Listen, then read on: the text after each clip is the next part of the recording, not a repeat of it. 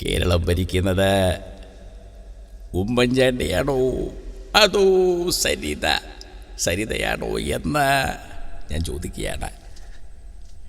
ഇടതുപക്ഷ ഗവൺമെൻറ് അധികാരത്തിൽ വന്നതിന് ശേഷമാണ് ഇവിടെ സ്കൂളുകളെല്ലാം തന്നെ ഹൈടെക് ആയത്.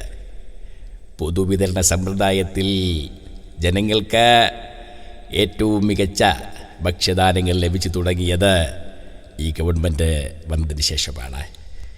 ആശുപത്രികളിൽ മികച്ച സംവിധാനങ്ങൾ ഏർപ്പെടുത്തുകയും ആളുകൾക്ക് മരുന്നുകൾ യഥേഷ്ടം ലഭിക്കുകയും ചെയ്തത് ഈ സർക്കാർ വന്നതിന് ശേഷമാണ്.